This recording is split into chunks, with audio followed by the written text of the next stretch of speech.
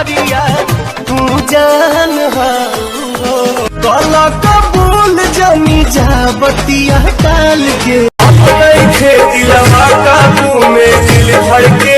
सौम्या पोखरेल जी सिर्फ खेसारी जी के साथ ही देखने को मिलेगी या अदर स्टार के साथ, जैसे पवन जी के साथ भी कभी देखने को डांस करती कौन है पवन सिंह के गाने पे, लेकिन भोजपुरी के पावर स्टार हम नहीं जानते। पवन सिंह कौन है देख लीजिए, सुन लीजिए भैया पवन सिंह का गाना। अभी ये पवन सिंह जी हैं, सौम्या पोखरेल जी यही पवन सिंह जी हैं जो गाना गा रहे हैं। आप सुनिए इनकी बातों को, और डांस कर रही हैं, आपको पता तक नहीं है कि पवन सिंह कौन है।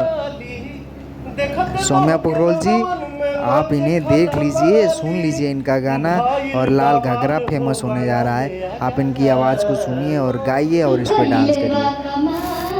अभी तक हमारे चैनल को नहीं सब्सक्राइब जो लोग किए हैं वो जाके फटाक से चैनल को सब्सक्राइब करें। धन्यवाद।